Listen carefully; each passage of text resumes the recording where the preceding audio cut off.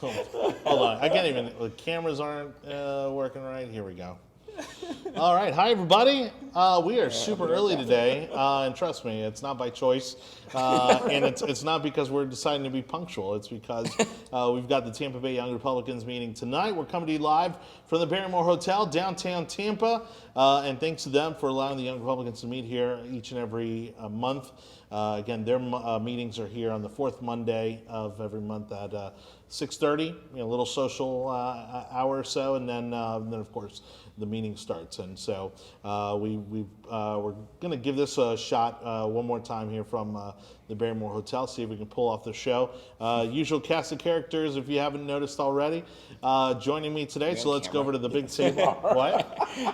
I said, are we on camera? Yes, we are. Oh, we're over here trying to start our watch parties, Johnny. Oh my gosh. Oh, sorry. Well, it's okay. I'm having anyway. camera trouble over here anyways. But there we go. Perfect. All right, left to right, we've got Anibal Cabrera. How are you, sir? I'm doing all right, guys. It's been a great week, a great weekend in Tallahassee, and happy to be back in Tampa. But I'm feeling good, ready to argue with you guys.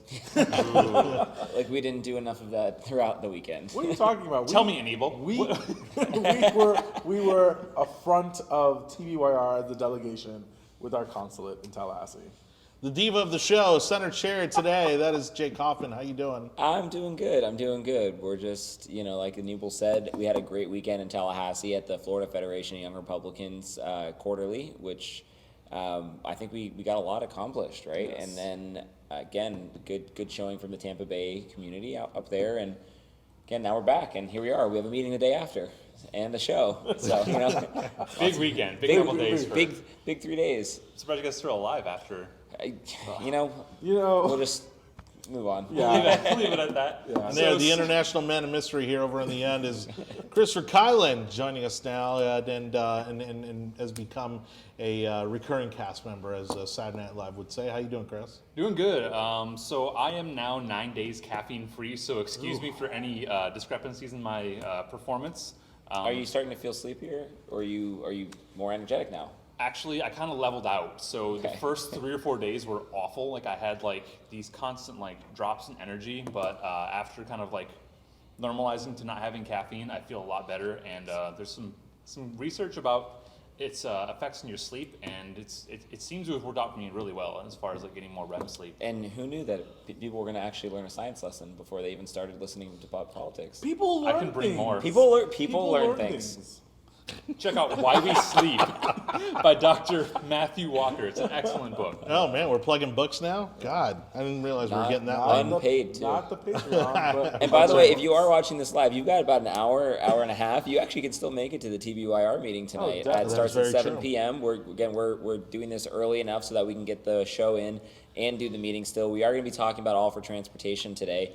There's a tax. It's going through. I mean, if you weren't aware, if you were in Tampa Bay, you voted for a tax. We've spent a lot of money that's gone into a giant pool of something, and now it's looks like things aren't going so well in the Florida Supreme Court. So we're going to talk about that today at the meeting. And then again, there's still time to get over to the Barrymore. Traffic is moderate. yeah. They've actually written the what it hole says where the right now. Snickers goes. New Snickers Yeah, commercial. no, the Barrymore is a great location for us in the middle of downtown Tampa. There's a bar, there's a restaurant, so come eat and come to the meeting. Yeah, this is a really inclusive show. You can come and join us basically for drinks after the show. There's no reservations, there's no VIP list you have to be on. You just come show up. Basically, what Jake's trying to say is we have no lives. Jake will be in the lobby signing things. Yeah, So signing autographs if tonight. you want an That's autograph right. from Jake, he'll be in the lobby with the Sharpie, no questions. All right. All right. Well, thank you to set up that premise. Here we go. List of topics today. Plenty to talk about. We've got the Nevada caucus. And, are things getting interesting in this Democratic primary? We'll pick that apart. The Democratic debate, which there was all kinds of fire going on there. And, of course, the usual poop emojis that we'll be talking about in regards to some performances during that debate. Trump in India. It's never a dull moment when the president goes abroad, so we'll talk about a little bit about what's happening with the president being overseas. Harvey Weinstein, a lot of court action actually happening today. And over the weekend, Harvey Weinstein getting his sentencing here very soon, and Roger Stone got his sentence. We'll be breaking those down, and that flows right into the presidential pardons. And we'll kind of be picking those apart a little bit and I seeing, like that one. do those become a liability for President Trump in the November election? Who knows? We'll see. right. And then, of course, coronavirus. It's not getting any better, folks. I'm just saying, get your hazmat suits while you can. Back over to the big table and kicking things off with Nevada caucus, of course. With all the information is Anibal Cabrera. How you doing? I am doing well. Don't because know about that. What? All the information. There's a lot of information to. Well, we want the facts first, and then the opinions. We want the facts. The facts are that the Democratic Party is officially being run by a Democratic socialist, which I feel is just socialism with like lipstick. So He's pretty much communist. I mean, there's really not a huge difference between what he's talking about. And again, I don't know, Cuba. Should we get Is- into is that that- interview, is or- Is that something is that separate topic today? Because we can jump right into the fact that yes, like you said. No, not at all. I think it's fair game. no, I think I would love to be able to at least say something about what actually Yeah. happened at the caucus. Go ahead. So the Nevada caucus was earlier this week, and currently standing on the leaderboard of 34%. Once the final tallies were in, Sanders after him is Biden, which I'm very surprised.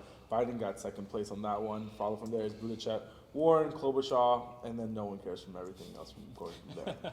But I think it was interesting to see that Buddha didn't get above Biden. I thought that was pretty interesting that Biden was still able to carry it out.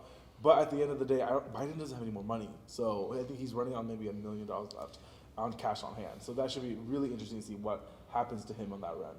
We're at a place right now that when you look at the numbers, that again, all the moderates are still splitting this vote, which is what's happening right now. If all of them were to drop out and you only had one, they would probably be a little bit above Bernie right now. Like if you look at, Bernie, if Sanders got 35,000 votes and the others are splitting 18,000, 16,000, 13,000, like add those up, they're doing better than Bernie. Unfortunately, that's not how it works. Yeah. And so he's winning all of these states over and over and over again. And now, again, like we introed this segment, that the Democratic Party is losing its party to socialists and communists, basically. So this isn't like a talking point anymore. It used to be. It used to be like as people still post it like it's a Republican scare tactic. Like it's not a scare tactic at all. anymore. Like this isn't like we're like kind of like throwing it out there so that we can slightly attach something close to socialism. Like no, this is a guy that takes his honeymoon at the Gulag and thinks that going to Cuba for your health care is the best choice. I So mean, like if you find entertainment going to a labor camp, then then that would be a good place to go honeymooning. Like no one goes to Siberia for honeymoons. You do that if you want to take a tour of a work camp. That's what you go for. I have heard certain Democrats say he was there on official business, but the video that that surfaced makes it worse. It makes it worse. Official business at the Gulag. You broke me down there for What are you signing off? No. But the video of him singing the national anthem of the USSR does not make it look any better than it does, even if he was there. Democrats I'm need to loving take the party back, guys. Like we've talked to all of our moderate Democrat Oh, yeah. friends. Oh, yeah. Like, please Who will start not doing vote better. for Bernie? Like, guys, Who will come on. not vote for Bernie? Well, they're in panic not only because they're losing their party, but they're also in panic because they're not going to vote for this guy. Like there are plenty of moderate Democrats, independents, people that were not going to vote for Trump almost like no matter what. And seeing this road that Bernie's going down, they're like, there's no way I'm going to vote for Bernie Sanders despite what they may think of Trump. I mean, it's really turning the corner towards Trump. I mean, people are really are being left with that being their only choice. Yeah, if you're looking at this primary and going like Bernie's clearly the front runner right now, you could hate Trump, like absolutely hate Trump, but you're probably going to vote for him because you don't want to lose the entire country to an entirely different system of governance that we don't want. Or you won't vote at all. I think that's where people are forgetting. They're Yeah. assuming that the Democrats will coalesce around Bernie Sanders. But at the end of the day, Bernie Sanders is not a Democrat. His positions are not democratic. And because of that, a lot of Democrats, moderate Democrats that we know, are not going to vote for that person. Either going to stay home or they're just going to leave it blank on that ticket. And I think that's where you're going to see a huge problem arising, that moderate Democrats are going to just, this is the devil that you know. You know Trump. The world did not collapse. The world is not on fire. And because of and with all the fear mongering that the media did and the pundits, the Democrat pundits did in the media, that nothing of that came to fruition. Now it's our turn to fearmonger. we're getting gulags. Did you see it? Like, you put your hand. It's our turn to do that. But seriously, like I was thinking about this, and I'm probably going to repeat this like over the next year or so. As I think that right now it looks like Bernie's going to end up with the nomination. Is that it doesn't seem like Democrats care about policy at all. Like Republicans, I think that in the last election and even now, you can look at them and go, we don't necessarily care about your personality or what you do in your personal life or any character flaws you may have. We care about your policy. Yeah. And all of the tax laws that were passed and the conservative judges and all of the great things that Trump has done that we're very happy about. We're able to look at all of that and go, you know what, character flaws aside, we're getting the policy. Correct. Democrats are looking at this and going, I like his character. He seems like a likable dude. He messes his hair up. Seems like he's disheveled a little bit. A little bit wrong. Like he's kind of like your old Jewish grandpa. Like I'm happy to like you want to like the guy, right? But like the policy part, they just want to completely ignore. Yeah. And you have the opposite of Trump. You really do. Like you've got more likable guy, a little bit better character from that standpoint. But the policies just like. Again, I don't even know how you. Like, we don't need a revolution. Like I don't know how else to state it. We don't need a revolution. So 2 points on. Well, 1 point on that matter. Do you think the constraints of our executive branch by the checks and balances will rein Bernie in? So it's almost like we get light socialism he gets to neutered. start. I literally do. gets neutered. I do. Yeah. I don't think we're gonna. Hopefully, as much as they're gonna want to, they're not going to be able to confiscate all guns and things like that, which is the kind of stuff that And they want to start confiscating getting wealth, towards. that'll And- be shut down the Supreme Court immediately. Yeah, I mean, like you can easily get your taxes raised though. Like that's something that's very absolutely. possible. Obama passed Obamacare, which is a complete disruption to our healthcare system. I don't think you're going to be able to just so easily implement like Medicare for all. Yeah. It's way more difficult than, and that's why Obama even said it. Like when He was talking much about more it, like, you moderate, can't and I do it. almost lost my health care at work because of that. Like Yeah. I pay zero copay. I pay $0 for my insurance. I almost lost that at work. That's like equivalent to 20% of my income, that benefit. But those and are I the- almost lost that but because those of are a moderate president. But those are Yeah. the policies that we're talking about. And those are the Yeah. policies, People- yeah. You have union workers that have been working and fighting for their entire lives to make sure they Mm-hmm. had the benefits, even though they weren't getting the pay, are now going to vote for someone that's going to get rid of their benefits. And then you have others. So that's a huge part of the Democratic base. So right now, if Bernie becomes that's why I think it's almost like I would rather see us fight with Bernie, because we can fight with substance. We don't have to fight with the fact that he has like funny hair and he's 87 years old. We can fight with the fact that we don't agree with his policies when it comes to getting rid of the Cadillac healthcare, when it comes to union workers. And now people are really diving into his policies that are talking about an additional 25% tax on property if you're a home flipper. If you don't live in the house for more than 5 years, you're going to get paid. You're going to have to get charged an additional 25% tax I don't know what just that means for for his 3 flipping a houses. house. And oh my gosh, yeah. Let's not hold on. Let's hold on for Yeah. a second. Well, look, and the biggest thing that's come out over the weekend was this 60 Minutes interview, which I know we touched on a little bit, but you have high-profile Democrats basically saying that Bernie has ruined any chance he had at winning Florida. Because of the community. Because the fact is that while certainly the majority of them will vote Republican, in a primary you still have some that are registered Democrat. You have a lot of Hispanics who are also coming from Venezuela. And to hear a presidential candidate espouse socialism in Florida, praising communism in Florida, forget it. That's a non-starter. And there are already prominent Democrats saying, "Dude, don't even bother coming down here." I would go even further, Johnny, and say that I think Bernie is not going to have any momentum with the Hispanic population on the East Coast. Not in Florida. But Like that's Johnny what- was but saying, that's like, what I say. you have prominent Democrats in the state of Florida, Broward County, Miami-Dade. They're mad. Like you don't step on that line because guess what? it didn't go so well down in Cuba, and their fathers and grandfathers and grandmothers that came over and escaped their great healthcare system, they got on the raft so they could get away from their great healthcare. They're the ones that are, My parents flew from Pan Am.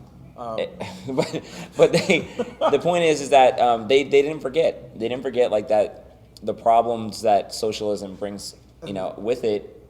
They're just not ready to jump back into it. They left this country to come to this country for the fact that, again, we have a free society, and that's what we need to continue pushing. And that's why I'm saying that I think it's going to go beyond Florida when it comes to the Hispanic vote, because a lot of the East Coast has the Puerto Ricans, a lot of the Caribbean countries that were really affected by socialism, saw it firsthand, saw what happened in Cuba. A lot of Venezuelans are in the Midwest, in Florida, and they're seeing the ramifications of what's happened there. I don't see you'll see that much of a push of that kind of argument on the West Coast, honestly, just because it's more of Central Americans that are population there, and they don't have that much to do when it came to I'll socialism. pose this question for you, because we're talking about the West Coast, and I haven't heard anyone talk about this, and this is where we come with our hot takes on the yard sign. Do you think that the coronavirus will play any effect into? No. Listen, hear me out here. Just jumping all kinds of topics. Hear me out here. Because you're talking about seeing the effects of socialism on the Hispanic community. What about the Asian community that is on the West Coast? And maybe they're seeing that. I don't think people are going to be like political scientists. I have not seen them put any effort into trying to figure out trying to figure out the Asian vote. Like, there's an entire block of people that, again, they're seeing the terrible effects of their communist regime. Like, where does that come into play? Yeah. I don't know. Again, the political scientists at the yard sign, because we have the money to hire political scientists just for Jake, so that he has someone. I'm not hiring it. We are political scientists, and we will. We are. Yes. Jeez. Anyway, but I actually do think it's a block of the demographic that people are not looking at enough, and I think that it's something that could come back to bite the socialist wing of the Democratic Party that they're not really sure about. All right, so on that note, so we got, again, just because we're doing this remotely, we're coming to you live from the Barrymore Hotel in downtown Tampa. We do have still our comment section open, and Hector, who's always in our comment section, we love Hector, it says, is Chris Matthews going to get the boot at MSNBC after trying to compare Sanders' performance with the Nazi conquest of France in 1940. Everyone's a Nazi. Everyone's a Nazi. Democrat. If you saw the clip, I don't feel like I'm not really a big Chris Matthews guy, but like, I thought that it's kind of, again, unfair to attack him and like put that kind of headline under him. It was pretty anodyne. He was not saying that at all. Like, he didn't even use the word Nazi. So it's a little. I don't know. Look, and let's be honest, he's said far worse about Republicans, and so I mean, especially at MSNBC, they're not going to get rid of him. But I bet you there's a lot of people saying like, dude, what are you doing? Like, play ball, and it doesn't help but feed the narrative that the establishment Democrats are working against Bernie Sanders. Johnny, when do we get to put Chris's amazing image up of the current front runners? The current oh my God! All right. We do have a really amazing graphics team here at the yard sign, and we put together pretty much a visual representation of what the Democratic primary looks like right now. It's going to take me a little bit. There was a lot of work put behind it, a lot of scientific. I spent over 31 minutes doing this. You had better appreciate it.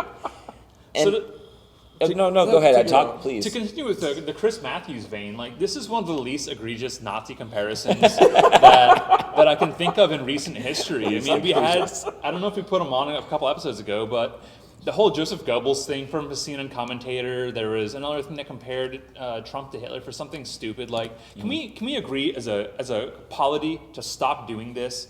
Nazi Germany's got nothing to do with current politics. No one's dying. No one's getting shot. No one's getting put into a gulag. No one's getting put in a concentration camp. Let's just quit it. Can we leave that alone for now? I don't know. I was ready to start fear-mongering. I know. Well, that's what we wanted to do this time around. We didn't get to do it. Yeah, we didn't get to fear-monger. And I want to say that we might have gulags. I think maybe it's a fair comparison. I don't know. Well, socialism does always end up in the jailing of dissidents, which would include all of us. Biden did say that Romney was going to put people back into chains, and then you have all these other comments. You love bringing that one up, but that's a good one. Because he's such a hypocrite. And he said y'all while doing it, so he's super credible. Well, he was also in a black African-American church. There is nothing wrong with saying y'all.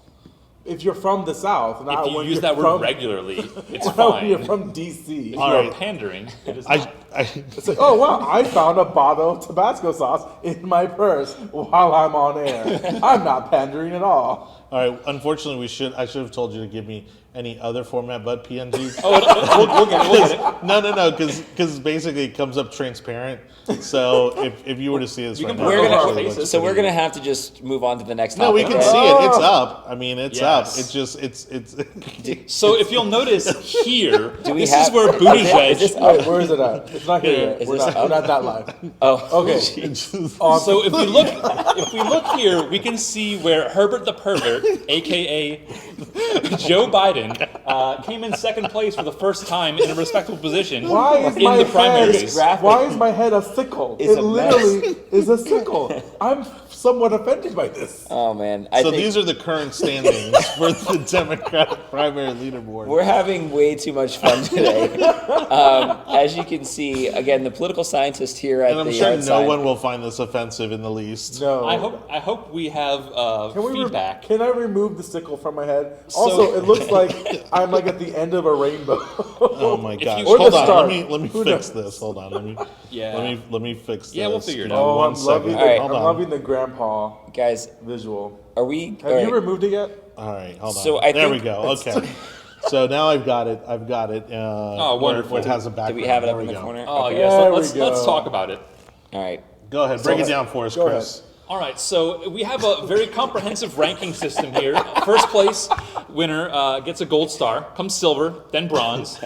Fourth place, unfortunately, gets a shit emoji. Fifth place, double shit emoji.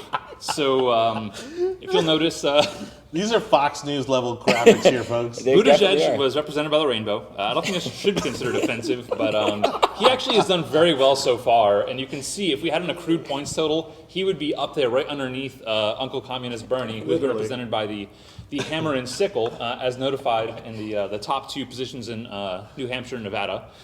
We couldn't find a logo for Tom Steyer, so we just used his face. I mean, we'll get back with that. He'll be gone soon anyway, so it's not really of super importance. He probably appreciates that anybody even knows what he looks like. I like that just his head's poking out of the bottom, like he's creeping over the fence like Wilson from Home Improvement. All right. I got to work on the sizing So, of the so guys, graphic that here. is your updated Leaderboard. leaderboard. We're gonna update the leaderboard as we go. I guess from now on. That'll help us for predictions. We're too. probably almost 100% gonna get some sort of hate mail from multiple groups, probably. Oh my gosh. But they don't. Maybe they All don't right. watch that far into the Jake's show. personal email I is did. Yeah. I was laughing so hard I had to take my glasses off. Oh right. my gosh. So what's our next topic? All right, so again, whoops, my bad. Shot off the intro. Man, all kinds of craziness. I meant to shoot our list of topics here. There we go. Again, so we were talking about a caucus, the Democrat debate. Let's just right up front, like Elizabeth Warren, man, she came out swinging big time at Bloomberg. Basically, made her comparison to Donald Trump. Not a reach there. I mean, it was. I think what a lot of people were probably already saying in the back of their minds. I mean, in terms of some of the controversial things that he's done in his life, some of his controversial policies. But this was a severe blow to Mike Bloomberg, making him really vulnerable going into this week. And this week, the news just keeps getting worse for Mike Bloomberg. Do you guys think that might this be the start of the end of Mike Bloomberg? It is absolutely the end of Mike Bloomberg. Right? Like, first of all, there was no start to Mike Bloomberg. There was no a start. It there was was no start. $400 million.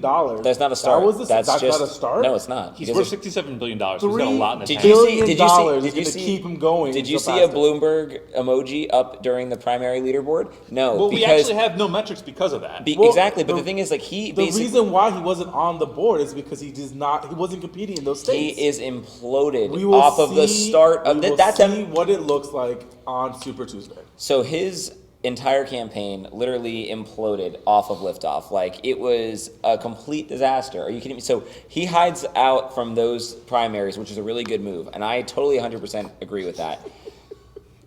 But now that he's actually gone and it did a debate, and the people actually got to see what Mike Bloomberg is and what he says, he had the worst answers for all the questions. I love it. They're like, what about your NDAs? No. Will you release girls from your NDA? And he's like, it's just because of some jokes I made.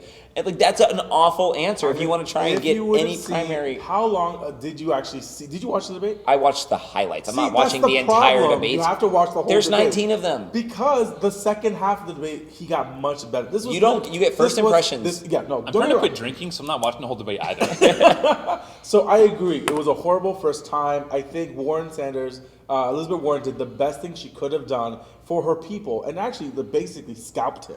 Wait. By her people, what do you? I think you are trying to keep it subtle, but anyway. What do you mean, you people? You people? Just tell me, Anibal. What do you mean by you people? Her New England people. Okay. Like, they didn't scalp people back then either. All right. So, I don't know where we're going with any of this. The point is that his entire campaign really did, I think, implode. It didn't implode. It is you cannot.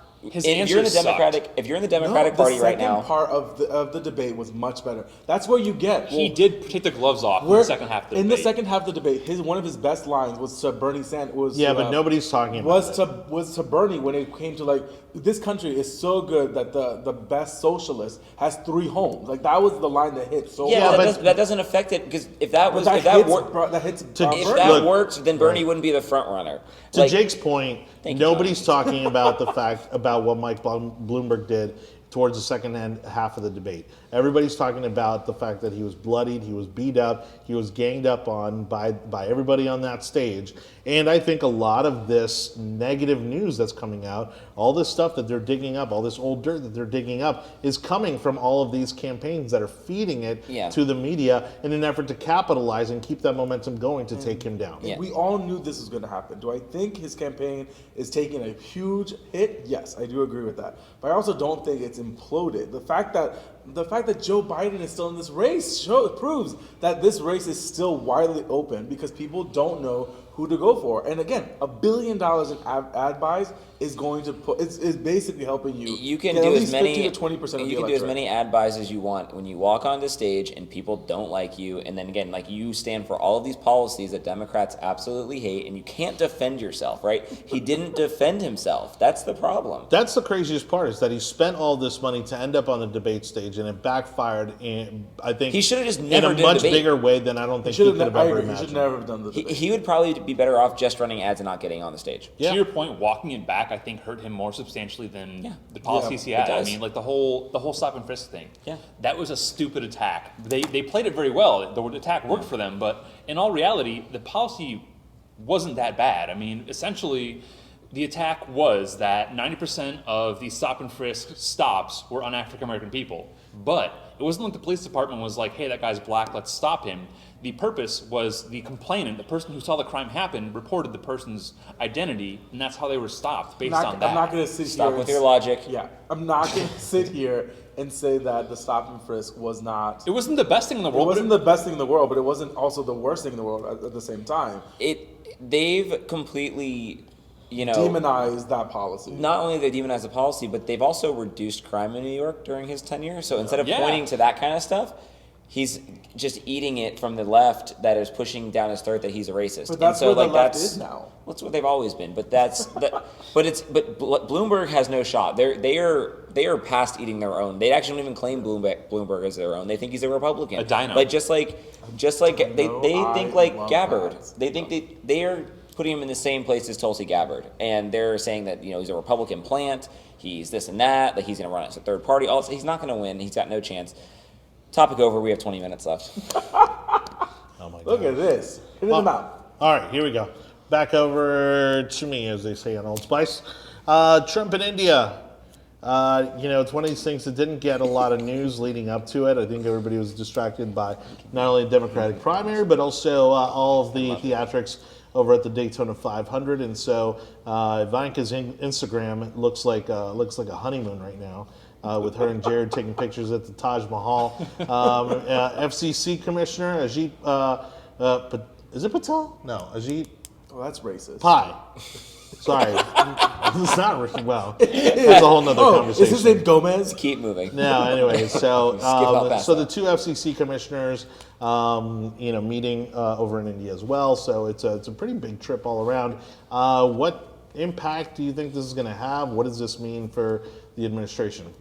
So the 31 hours that Trump is actually going to be in India is hosted by one of the biggest, I'm going to call it a Trump rally. It's the biggest Trump rally in the world with over 100,000 people sitting in the largest cricket arena in the world, which I thought was amazing. Prime Minister Modi is doing a great job showing the affection towards the Americans. The Americans are doing the same thing for Modi because they want a huge trade deal. And I think that's probably going to come out. Some additional details are probably going to come out of this one. They have the White House has been tempering down expectations in regards to this trip.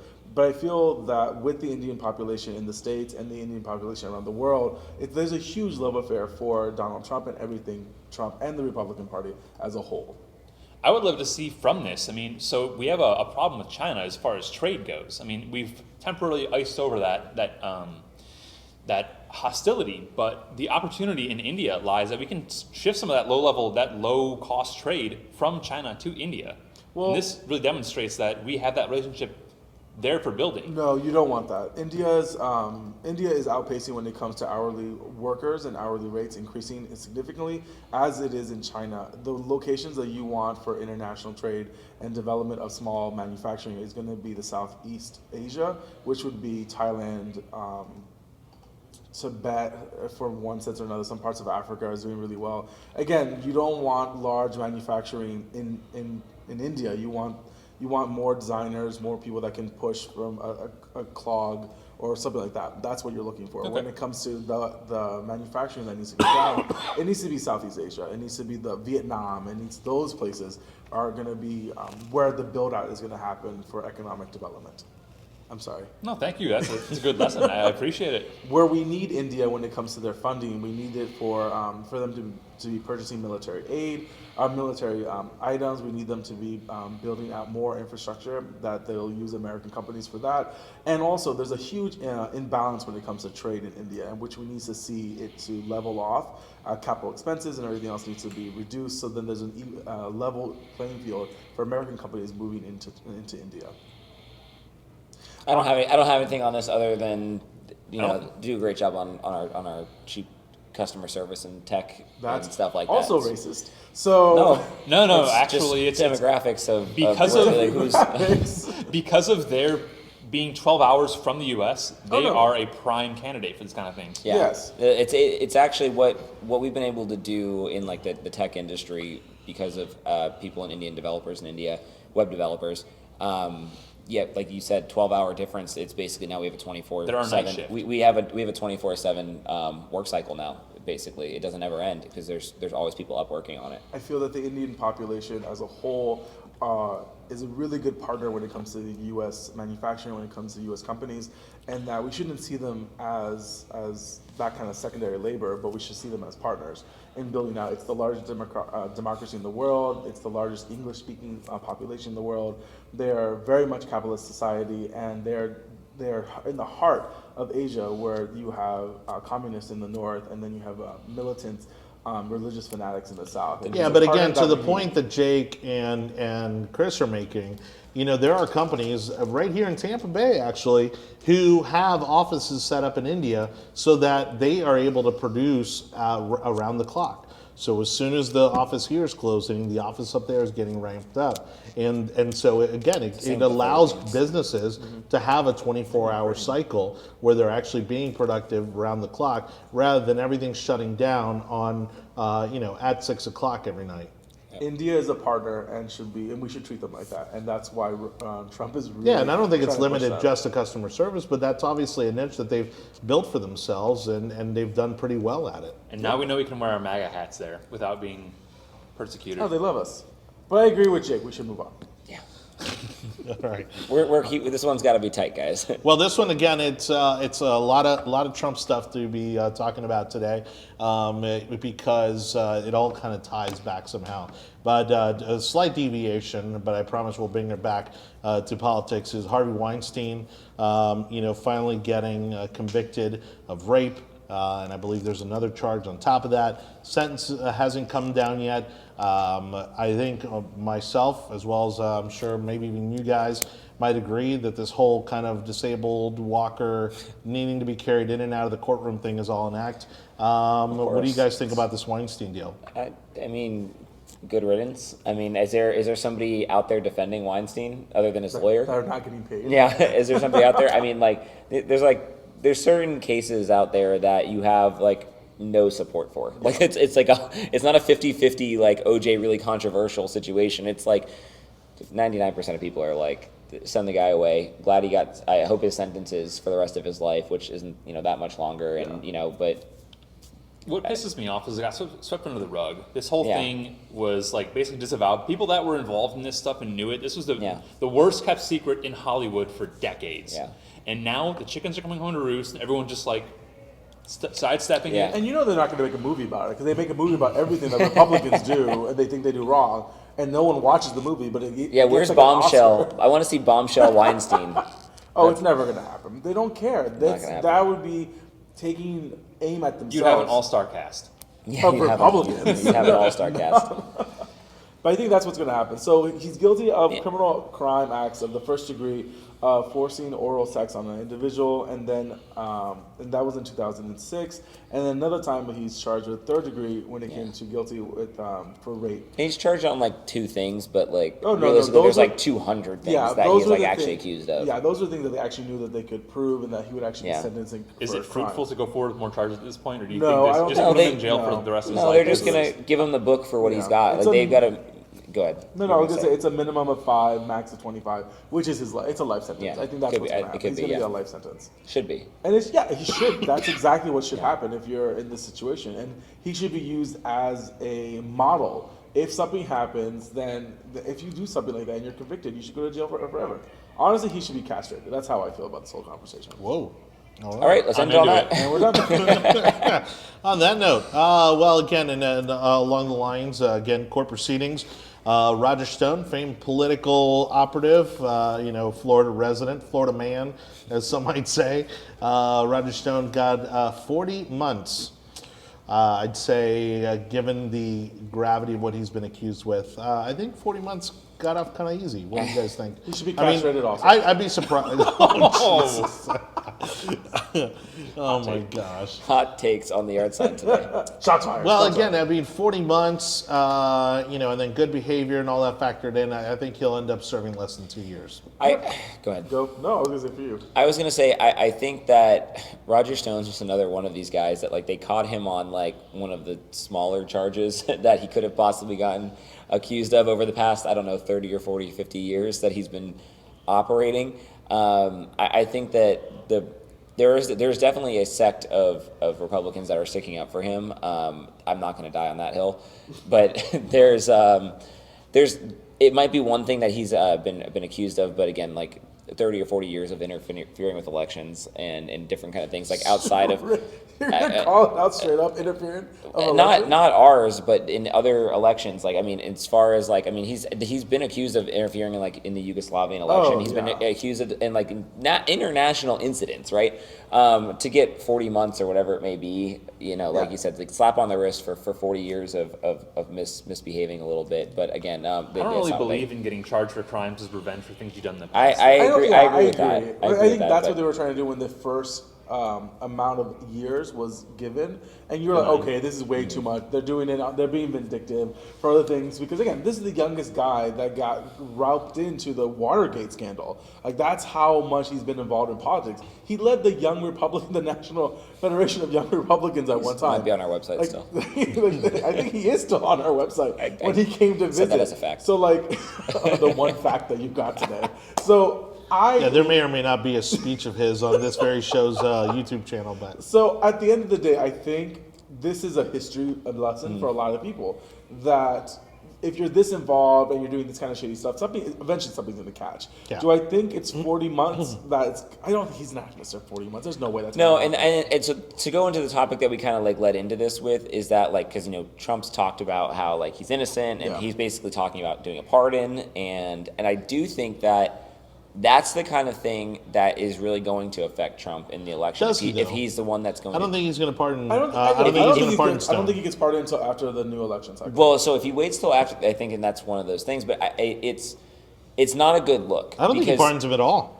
You don't think he pardons Ever? him at all? No. Well, maybe like way after the fact. I He's mean, good. Well, if it's 40, you know what? Actually, I actually agree with you, Johnny Johnny. just lost the light. Yeah, I my agree bad. with you, Johnny, because what they did was they talked about reducing the sentence in the first place. And so now Democrats can't sit there and say Trump pardoned him. They can just say he helped reduce the sentence. And doesn't have the same effect as pardoning his Right. friends and Yeah, stuff I like that. agree. And so I actually do agree with you, Johnny, that I don't think that he will maybe get pardoned. But if Trump were to pardon him, then I do think it's a really bad look, because then Democrats can go, look at this corrupt guy. He's covering up all of his friends. He's doing all, and then like it gives them legitimacy to their arguments. well, and unlike some of the other pardons, I mean, this one ties directly back to him. Yeah, exactly. Whereas these other pardons don't. Yeah. And speaking of which, I mean, so some of the notables were Rod Blagojevich. Blagojevich. Yep. Go Yeah, ahead. I'm surprised. Silver Fox, my lord, that hair got white. I was like, oh wow. Well, and who Prison comes agents. out I know, of prison who comes agents out are- of prison with their hair looking that good? I mean, Like, I don't it's think just he sickening. came out of Rikers. I think he came out of Club Fed. Hair cuttery. Wherever Sports Martha clips. Stewart went, the male version of that. That one actually pissed me off the most. Like, that dude was a dirtbag. He tried selling a Senate seat. Yeah, it's pretty An Obama Senate seat. pretty blatant. Yeah, It was I don't know if Obama's it was Senate anything seat. to be But I mincing wonder. words about. But I wonder why. What's the motivation, right? What's the? I think it was the point to be bipartisan, to be like, I'm not just doing No, this for my he, cronies. I'm he doing knows this. him. He was on Celebrity. Oh, he was on Celebrity Apprentice, that's so right. he kind of knows him. But then again, I think it was a good mix of high profile and then people that were like legitimately should have been pardoned. Which again, the media's not going to talk about. The woman in Miami that got pardoned as part of a Medicare fraud scheme. Yeah. Yeah. A lot of Democrats were pissed about that. They're like, "Oh, he's pardoning the people that are rich, the people that are well-connected, people that have committed white-collar crimes against the people." And he says that he's corrupt because we don't care. He doesn't care about that. The woman has already been in prison for 10 years. Like, Yeah. And you have to think a lot. I mean, a lot of these people have done their time, and Roger Stone's a different story. He's only been there a little bit, but a lot of them, it's like they might have had extensive sentences. yeah, and like the woman in Miami, you don't know what degree she was involved in. And another factor when it comes to sentencing, it comes to recovery. If money was recovered and most of the restitution's been made, then sentencing is more lenient. So if that was a factor, then 10 years, I think, is sufficient for the crime she committed. Yeah, and remember, it's more clemency than anything else. It's not like he's giving them a she's never working in finance Yeah, again. that's never gonna happen. But again, I think we need to be very careful. Jordan because- Belfort sells a great funnel, a sales funnel, by the way. Sell me this pencil. He has a fantastic sales page. His marketing has been fantastic since he got out of jail. That's all I'm saying. But I think people are gonna, no matter Not what finance. Trump does, they're always going to attack him on it, which I think is ridiculous. Because when Obama was doing pardons, like no one went crazy on the pardons that he was doing, and there were some legitimate like issues that we were having with his pardons. And at the end of the day, I thought it was fascinating to see how many pardons he did. George W. Bush only did 200 pardons, or clemency reductions, whereas Obama did almost 2,000. Well, a lot of his were 1900. drug related, right? Though a lot of them were like low level drug crimes. Is that Yeah, I believe. Yeah, Actually, that's yeah. kind of the bulk of what. Yeah, what so Obama a lot pardoned. of lower, like less known people, but for what would be considered pretty low crimes, maybe extensive sentences. Well, but Play again, down. like you guys were just saying, the thing is that the media is not covering a lot of these smaller crime pardons, like the lady with the Medicare and some of these other ones, again, that don't fit the narrative that basically Trump is just doing this to scratch the backs of other wealthy white guys like himself. yeah. okay. All right. Nice. All right. Well, thank you again for watching the most important and relevant podcast in politics. It's the Yard Sign.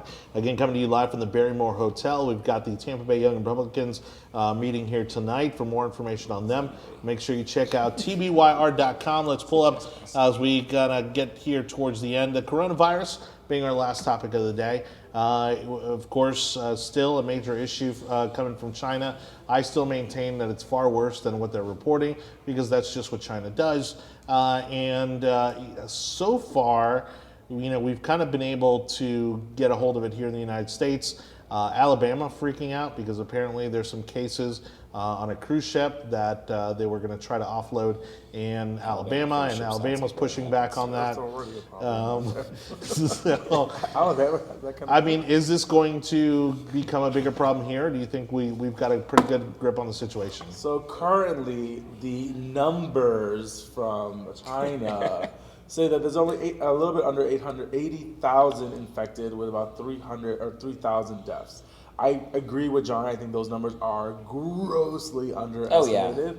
And I think it's going to be a continuation of seeing how big this is going to get. Though what's crazy, what's happening now, is the infections that are happening outside of China and outside of Asia. Also, to Johnny's question, it's still not a big deal in America. And again, like I said this like 3 or 4 weeks ago, like you don't need to go down to your bunker, and you don't need to go into your hazmat suit or anything like that. Like we're going to get. Floridian are you? We don't have bunkers in Florida. This isn't. This is a national show. We actually do have bunkers. Yes, thank you. We have bunkers in Tampa. Yeah, and in Miami. Miami Beach. If you got enough money, you can have Miami. My point was, guys, besides the fact that we do have bunkers around here somewhere. Do we not know the mafia bunkers in Ybor City where they were, there is. That's a real funneling thing. Good point, prohibitions? Johnny. All right, thank you very much. They were underwater. And then in World War II, there were people who built bomb shelters in Miami. Well, my point is that you don't need to go dig those up, and you don't need to go into them because the coronavirus. There's going to be a couple people with the flu here in the United States, and then they're going to get cured because it's not that bad of a virus if you have the appropriate hospitals to treat you, and then you actually take the time to do research and address it as an important virus. That's not what the Chinese government did. The Chinese government tried to hide it all. Put newspaper on it? Put newspaper on it for something. They hid it for so long. I mean, doctors didn't want to treat it. They wouldn't report it. Like, we don't have that problem here in America because we have a free society. And we have a market that allows doctors to speak out when they see a virus. That's not what they have in China. And that's why you end up with 80,000 dead, like probably times 10. And I will say this, though. I think the concern now is that it does still have a very high mortality rate compared to the common cold or common flu. It's a higher mortality rate is, like, again, the numbers are all fake. Again, they're all fake numbers. But it's not real. If the numbers are fake, then that means that there's even a higher. That means that there's an even a higher mortality rate. If the flu went untreated in China, it would be at the same levels as 3% or whatever the death toll is. But it's not because, again, they're not treating it. They weren't treating it. We're treating it. They were treating it. They just weren't reporting it, and that's where we're having a problem with. But if it's a different they were strand, reporting it correctly. We come up with a new flu vaccine every single year because the virus is changing, right? Because again, none of us are health scientists. None of us are doctors. I know Andrew McGill was supposed to comment. He said that he actually knows what he's talking about, and I said to give me the answers, and then he left the show already. We are all amateur biologists. Again, I will say this: I don't believe we should be downplaying what's happening around the world. The outbreak. There are outbreaks in Italy. There are outbreaks in South Korea. The mortality rates in those groups are higher than the flu and the cold, and so we can't just play this. Do I think a wide pandemic is going to happen in the United States? No, because we have the infrastructure to be able to control something like this, and we've all watched World War Z. So like we are already kind of prepared for the kind of pandemic that happens around the world. Do I think it's going to happen in the States? No. But I think other parts of the country are like there's an outbreak in Iran. Iran doesn't have the infrastructure to deal with things like that, so that causes a much bigger problem. Which also sanctioned. That's a whole nother topic. But it also causes a bigger problem when it comes to the economy, when it comes to people moving around. Yeah. And that's what is going to happen, that you see the drops of 1,000 points this morning. And again, for me, it wasn't that big of a deal. My shoes are still not shipped. Shoes are still not shipped. Oh my God.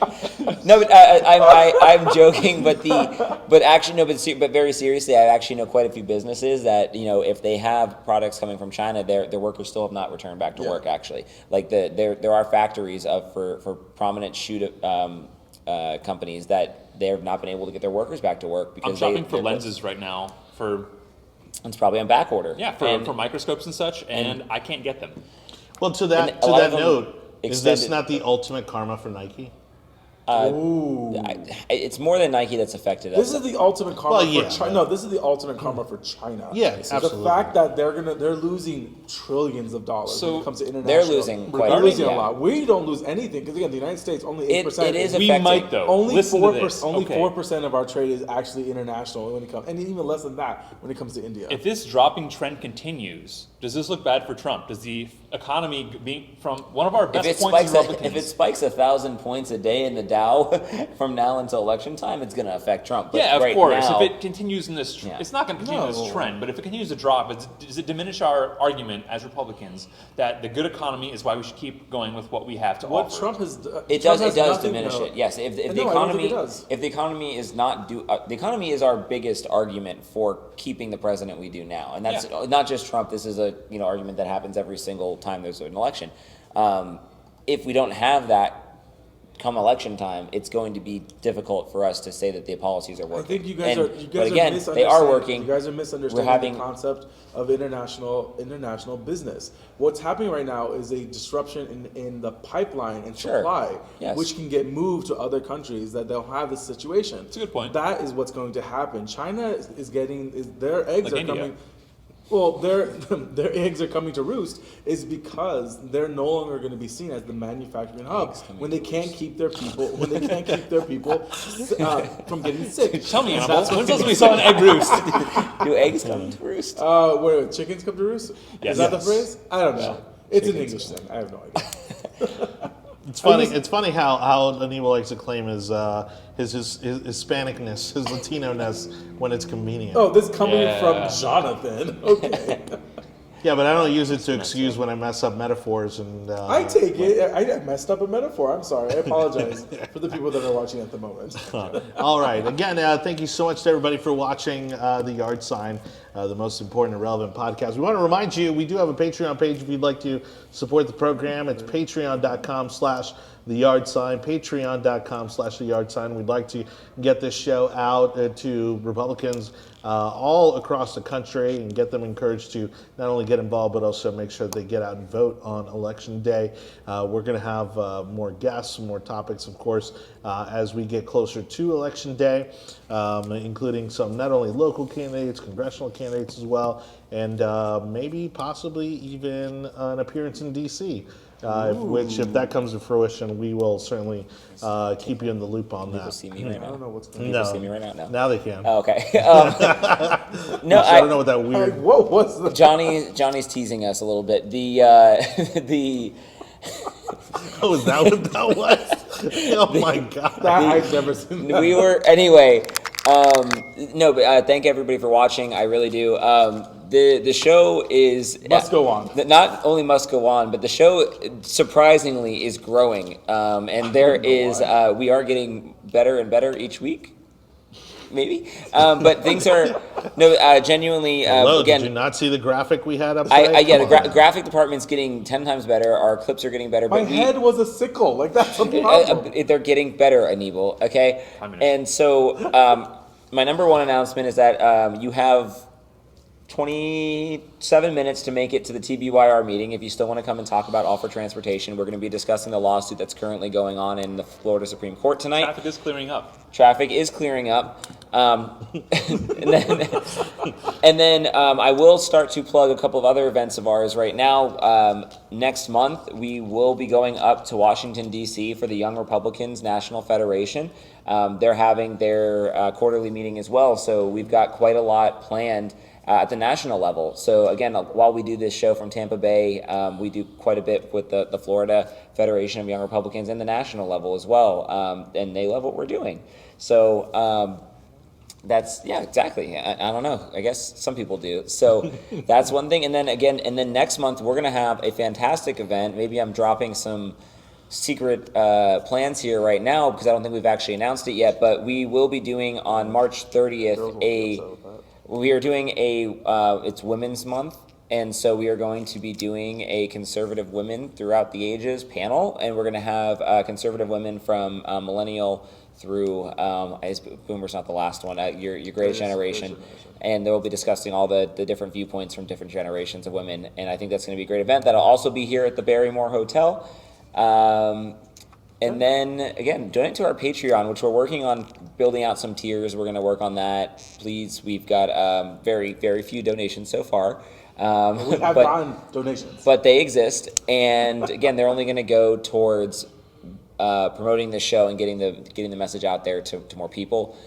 And then after that, I think I'm out of announcements for TBYR, other than shout out to Florida Federation of Young Republicans and the Tallahassee Young Republicans for putting on a great quarterly meeting this week. Yeah, shout out to Jessica, shout out to Emily, shout out to all those that are working to make sure that we got it. It was a great event. It was a great quarterly meeting in Tallahassee. We had the meeting in the old Capitol building. We're sitting in the old Senate in the Florida House. I thought it was a great event. We had great speakers at the Hotel Duval, and it was a great time to be able to meet with other young Republicans from around the state and talk about strategy of how we're going to make sure that we keep Florida red. And that's the whole purpose of having a club, having an organization, and going to these quarterly meetings is to meet with other people, get entrenched in what's going on. And all of our speakers as well. Yes. So Anthony Sabatini, Representative Sabatini, came and spoke with us, hung out with a couple nights. He did a fantastic job explaining his viewpoints from a great conservative representative we have here. We've got the incoming Senate president came and hung out with us and answered lots of questions. We've had Mike Renner as well. And who else am I forgetting? Byron Donalds. So, and that's why it's such a good time Thank to everybody. hear from the electorate, from those that we've elected.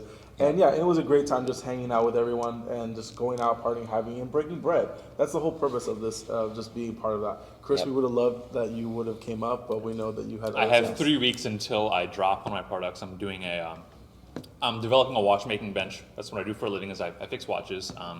Much more comfortable than the ones that are produced industrially. So I have 3 weeks to drop that product. So I'm finishing the final stages of getting it ready to go. But I have announcements of my own regarding the show. Viewers. Hello, viewers. I have a couple requests. So I have some friends that are Democrats that are dropping in and commenting. Thank you for watching. I love the fact that you are dropping in, seeing what's going on our side. I personally don't like trying to debate caricatures of Democrats. So if you can fill us in on your actual positions and how you feel about what's going on your side with your candidates, please let us know. People that agree with us, people that don't disagree with us. Tell us what topics you want to see us explain further. One of my goals is to add value to your viewership. I want you to have a reason to come here. What do you want us to explain or research that you don't know about currently? We'll do the work for you. Chris and I will do the work for you. And I'll come in with all of the opinions in the political science. And so I do think that, to your point, though, this show is going to evolve a lot over the next year. And, again, there's a lot of things in the works that, again, doesn't seem like we put that much effort into this show, but there's a lot of effort going into the show. You don't put that much effort into the show. The rest of us put effort into the show. And we are expanding exponentially. And I do want to your point, address larger issues that maybe better explain young Republicans or young conservatives' viewpoints on major issues, maybe not just a weekly topics. There are debates that people, like if you're Democrats watching this, because I know you're out there, I'll wave to you. They will let us know what your opinions are, and if you have someone that you want to put up to come on the show and have a discussion about it, then that's even better. We would love to be able to have more discussions with Democrats. And they just don't want to talk to us. I know. And again, we've had this conversation before. There's a lot of things that we can agree on, Republicans and Democrats, and we are all going for the same goal, is to achieve something. We just might have a different way of getting to that goal. If you feel you can speak on a topic the way Anibal and Jake and myself have our disagreements, then we'd love to have you and get your feelings on some stuff. That's pretty much it, Johnny. All right. Well, now that we've kind of stroked that ego a little bit, we're about to kind of break it back down a notch. I didn't want your work to go unnoticed, Chris. So if you could please set up this Amy Klobuchar clip that you so graciously pulled for us. Now that we've welcomed Democrats into our circles. So we all know that we've had some gaffes at points in our lives. Some of us today. I don't know what you're talking about. Not me. This one is one of our Democratic candidates, kind of pandering to the Hispanic base. Is this going to lead us out? No, the next one will. All right, here we go. This is Amy Klobuchar, I think in Nevada? Yeah. Yeah, all right, here we go. About me, my name is Amy. When I took Spanish in 4th grade, my name was Elena. So Elena Klobuchar, apparently running for That's how it translates. running for president. Elena Klobuchar. It is the most. Again, Oh it's my the God. same thing with like finding a tobacco bottle in your purse. You don't carry that around. And on who a day-to-day uses that as an basis. opening statement? I mean, really? She does. She does because she has nothing else to talk about except like, I can't deal with her at all. She's the mom that can't stop running. And again, I give it to her, but it's great to talk about, but it's super racist. All right, and then we're going to close out today's show with the next clip. And again, thanks, Chris, for pulling this one. This one's got to be a favorite of mine from the "Hey, that's not sexist at all" folder. Here's Elizabeth Warren saying that it's a woman's job to clean up a mess. On that note, here's your MAGA moment for the show. Good night, everybody, from the Barrymore Hotel. Thanks for watching The Yard Sign. We'll be back next Monday, 7 o'clock. See ya. Comments on your requested And topics you've got a below. mess, and See you you guys. really need it cleaned up. Call a woman to get the job done.